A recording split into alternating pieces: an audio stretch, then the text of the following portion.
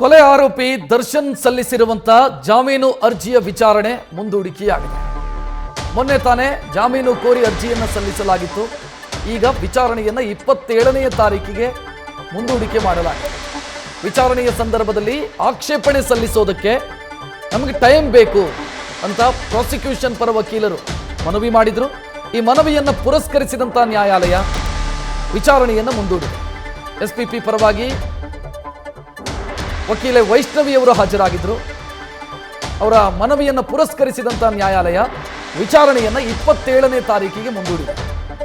ಮತ್ತೊಂದು ಕಡೆ ಪ್ರಕರಣದ ಆರೋಪಿ ನಂಬರ್ 1 ಪವಿತ್ರ ಗೌಡ ಈಕೆ ಸಲ್ಲಿಸಿದಂಥ ಅರ್ಜಿಯ ವಿಚಾರಣೆಯನ್ನು 25ನೇ ತಾರೀಕಿಗೆ ಮುಂದೂಡಿಕೆ ಮಾಡಲಾಗಿದೆ.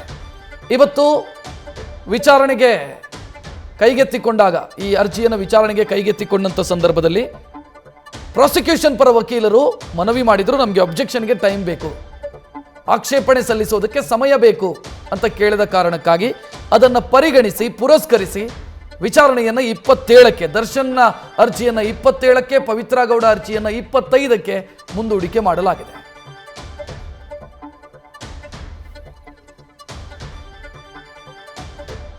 ದರ್ಶನ್ ಪರ ವಕೀಲರು ಬೇಲ್ ಅರ್ಜಿಯಲ್ಲಿ ಒಂದಿಷ್ಟು ಗ್ರೌಂಡ್ಸ್ ಮೇಲೆ ಬೇಲನ್ನು ಕೇಳಿದ್ರು.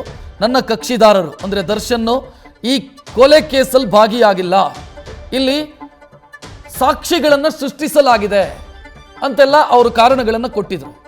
ನನ್ನ ಕಕ್ಷಿದಾರರಿಗೆ ಬೇಲ್ ಸಿಗಬೇಕು ಅನ್ನೋದು ಆ ಅರ್ಜಿಯ ಗ್ರೌಂಡ್ಸ್ ಆಗಿತ್ತು. ಈಗ ಆ ಅರ್ಜಿಯ ವಿಚಾರಣೆಯನ್ನ ಮುಂದೂಡಿಕೆ ಮಾಡಲಾಗಿದೆ. ಮತ್ತೊಂದೆಡೆ ಪವಿತ್ರ ಗೌಡ ಚಾರ್ಜ್ ಶೀಟ್ ಸಲ್ಲಿಸೋದಕ್ಕಿಂತ ಮೊದಲು ಬೇಲ್ ಅರ್ಜಿ ಸಲ್ಲಿಸಿದ್ರು, ಅದು ರಿಜೆಕ್ಟ್ ಆಯಿತು.